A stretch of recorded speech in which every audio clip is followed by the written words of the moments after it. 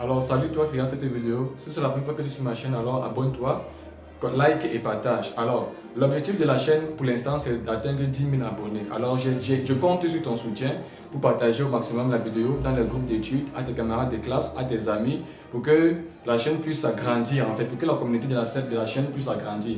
Alors je compte sur ton soutien en fait pour partager la vidéo. Et alors, dans cette vidéo, en fait, je t'explique comment fonctionne cette fonction, en fait. Voilà.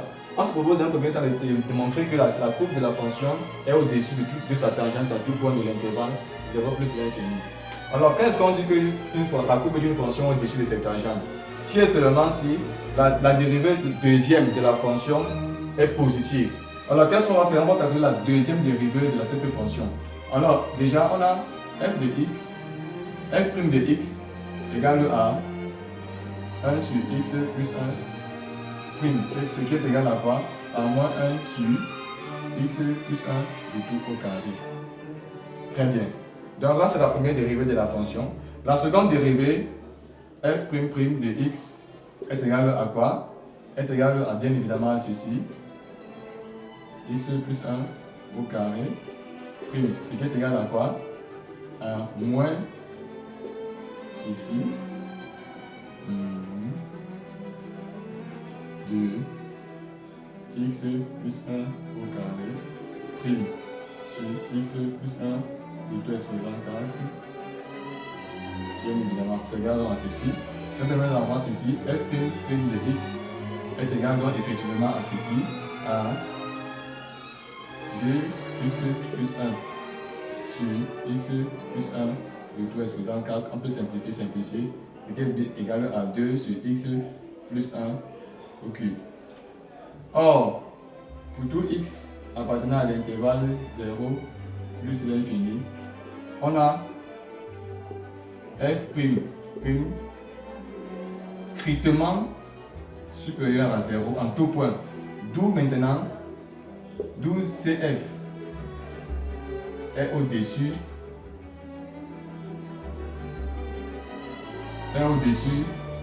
de sa tangente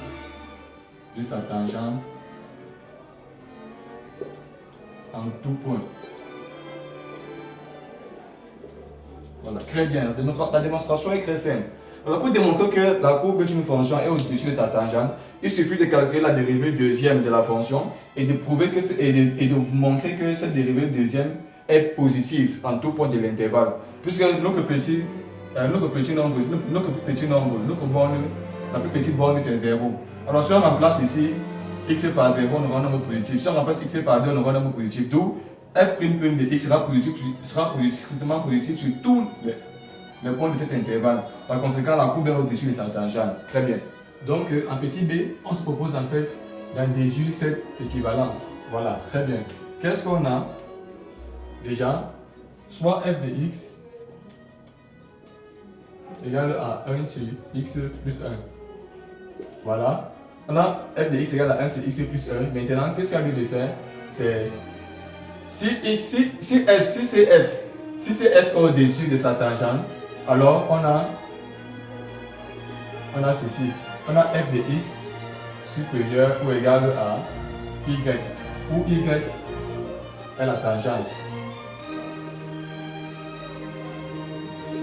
Voilà. Or, y est pour équation f' de x0, facteur de x moins x0, plus f de x0. Voilà l'équation de notre tangente. Ça veut dire qu'on a effectivement ce résultat, f de x supérieur ou égal à f' de f' de 0, facteur de x moins x0, plus f de x0. Très bien. On a ce résultat-ci. Et si on tente de travailler ceci, ça permet d'avoir ceci, f de x supérieur ou égal à moins 1 sur x, moins f sur 8 plus 1, très bien. Facteur de x moins x0 plus 1 sur x0 plus 1. Voilà, très bien. Alors, si nous permet d'avoir ceci, prenons donc maintenant x0 égale à 0. Notre borne est inférieure, donc notre minimum. Alors ça veut dire qu'on a quoi? Si on remplace x est 0, si on a x est 0 égale à 0, ce qui implique qu'on a quoi? On a f de x supérieur ou égal à moins x, voilà, plus 1. Voilà, équivaut donc à ceci, à 1 sur x plus 1, qui est f de x bien évidemment, supérieur ou égal à 1 moins x. Donc si elle remplace x par alpha, ça me permet d'avoir donc ceci, 1 sur 1 plus alpha, supérieur ou égal à 1 moins alpha, d'où le résultat. Très bien. Donc on a pu démontrer cette expression-ci. Ok. Ok, maintenant on se propose de déterminer cette équivalence ici. Très bien. Qu'est-ce que nous avons? Nous avons g de x est égal, on a soit la fonction g de x égale à ceci. Maintenant on a g de x égale bien évidemment à 1 plus x. Ce qui implique quoi? G' de x est égal à 1 sur 2 racine de 1 plus x. Très bien, voilà notre dérivé. Or, on a x appartient à l'intervalle 0 a. Donc ça nous permet d'avoir cet encadrement-ci. 0 inférieur ou égal à x strictement inférieur à a. Très bien. Le but maintenant de faire tout pour avoir maintenant g' de x ici à l'intérieur.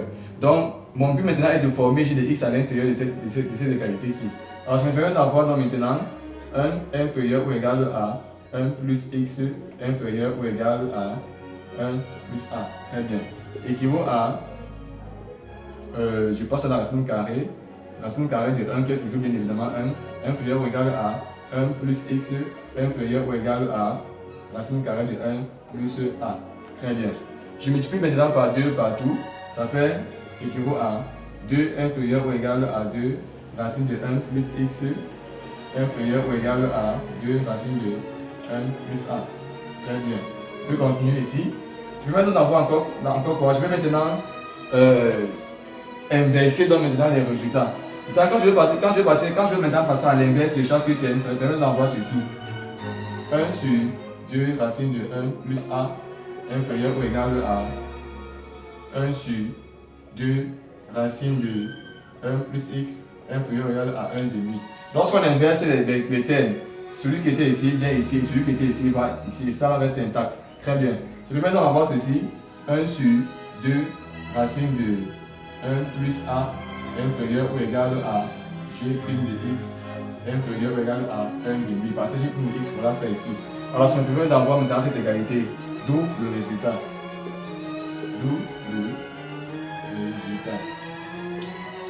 Alors, très bien. Surtout, n'hésitez pas à t'abonner, commenter, liker. Alors, on continue. Ouais, on a pu déterminer cette équivalence ici. Alors, maintenant, on va continuer avec la suite de l'exercice. Alors, maintenant, on se propose de déterminer cette équivalence ici. Très bien. En appliquant le TIAF. Le TIAF, c'est quoi? Bon, c'est le théorème des inégalités des accroissements finis. Alors, très bien. Alors, maintenant, pour appliquer ce théorème, qu'est-ce qu'il y a lieu de faire? Déjà, ce théorème stipule quoi? Si on a, n'est-ce pas? Si on a m inférieur ou égal à h, bon, f' de x inférieur ou égal à grand M. Alors le théorème des inégalités sur l'intervalle sur AB par exemple. Alors le théorème va s'appliquer comme suite. On aura maintenant petit m facteur de b moins a inférieur ou égal à f de b moins f de a, bien évidemment, inférieur ou égal à grand M facteur de b moins a. Voilà, on veut maintenant ce résultat. Or, d'après ce résultat-ci, on a quoi? 1 sur 2 racine de 1 plus a inférieur ou égal à g' de x inférieur ou égal à 1 demi. Très bien. On peut maintenant appliquer valablement le théorème des inégalités d'accroissement fini parce qu'on a déjà ce résultat, donc on applique simplement. Ça nous permet d'avoir ceci. On a 1 sur 2 racine de 1 plus a, n'est-ce pas? Facteur de a moins 0, voilà. Inférieur ou égal à g de a moins g de 0, inférieur ou égal à 1 demi, facteur de a moins 0. Très bien. Donc je suis simplement en train d'appliquer le théorème des inégalités d'accroissement fini. Donc c'est très simple. Encore, ça permet d'avoir donc ceci, ce résultat-ci là. Donc a moins 0 est toujours égal à a, bien évidemment. Donc on a a sur 2 racine de 1 plus a inférieur ou égal à racine carrée de 1 plus a. Puisque on a g de x égale à ceci. Or, g de a, on remplace x par a et ça nous permet d'avoir ceci. Moins maintenant, g de 0. Or, si on remplace x par 0, ça nous donne racine de 1. Or, racine de 1 est toujours égal à 1. Donc, on a ceci. Moins 1 est inférieur ou égal à a sur 2. Maintenant, le but est d'avoir racine carrée de 1 plus a ici à l'intérieur pour avoir l'équivalence. Alors, on va faire plus a plus 1 de part et d'autre. Donc, on aura ici 1 plus a sur 2 racine de 1 plus a inférieur ou égal à a. Quand je vais faire racine carrée de 1 plus a moins 1 plus 1, je vais la savoir que racine carrée de 1 plus a. Donc, on a ceci plus a inférieur ou égal à 1 plus a sur 2. D'où le résultat. D'où le résultat. Vous voyez que ici, la démonstration est très simple. Il suffit seulement de connaître quel théorème tu dois appliquer. Et lorsque tu connais le théorème que tu dois appliquer, tu appliques simplement. Tu reproduis simplement ce que le théorème dit. Alors, la condition, c'est d'avoir ceci. Alors, voici nos conditions qu'on avait déjà ici depuis longtemps. Alors, lorsqu'on avait cette condition-ci, on vient maintenant, on applique proprement sur le théorème des inégalités de l'approximation finie. En appliquant maintenant, et on trouve ce résultat, très simple, on trouve la démonstration. Alors, on va continuer avec la suite avec la prochaine question. Alors, j'espère que tu comprends. Si tu as des questions, n'hésite pas à les mettre en commentaire pour poser ton problème. Alors, on va continuer. Donc, maintenant, on se propose maintenant de déterminer, de prouver, de démontrer cette égalité-ci là. Alors, très bien. Oh, wow, c'est le plus grand challenge en fait. Donc, commençons. On va commencer par quoi? Observons d'abord cette égalité-ci là. Cette égalité-ci. Voilà. Prenons d'abord cette égalité-ci parce que ça va beaucoup nous aider. Alors, si on pense ici, on aura 1 plus a inférieur ou égal à 1 plus a sur 2. Très bien. On a pris cette égalité, on a pris ça du résultat précédent qu'on a pu démontrer. Donc, on prend cette égalité-ci. Travaillons donc maintenant sur ce résultat-ci. Alors, qu'est-ce qu'on a? Essayons maintenant un peu de passer à l'inverse. Si on passe à l'inverse, on aura quoi? On aura 1 sur racine de 1 plus a. Puisque comme je pense à l'inverse, l'inégalité va changer de sens. Inférieur ou égal à 1 sur 1 plus a sur 2. On passe simplement à l'inverse.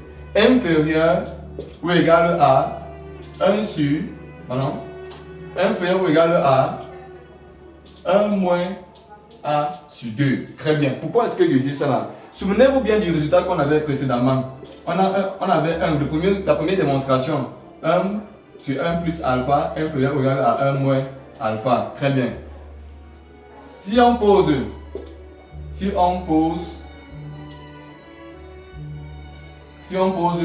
alpha égale à a sur 2. Alors ça nous permet d'avoir quoi? 1 sur 1 plus a sur 2, a sur 2 inférieur ou égal, supérieur ou égal à 1 moins a sur 2. Sachant que bien évidemment alpha est égal à a sur 2. Très bien. Donc, c'est vrai que ce résultat-ci me permet en fait, ce résultat-ci, voilà, me permet d'écrire donc ceci, d'où le résultat donc c'est. J'espère que nous sommes toujours ensemble.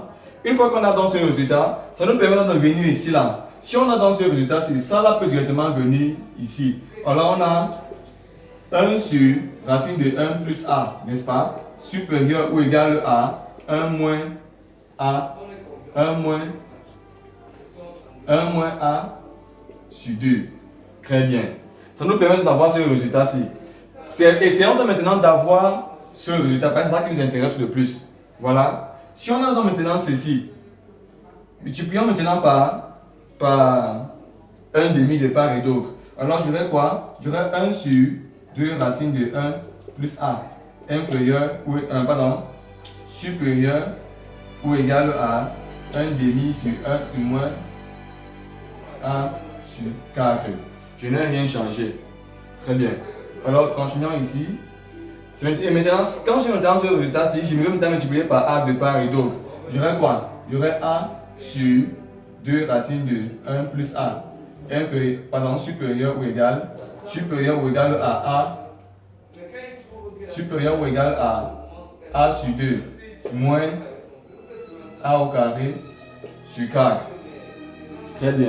On a donc ce résultat-ci. Une fois qu'on a ce résultat, faisons maintenant plus 1 de part et d'autre. Si je fais plus 1 de part et d'autre, qu'est-ce que j'ai? J'ai 1 plus a sur 2 racines de 1 plus a supérieur ou égal à 1 plus a sur 2 moins a au carré sur 4. Waouh! Donc j'ai déjà ce résultat-ci. Voilà ce qui nous intéresse. Voilà le résultat qui nous intéresse donc.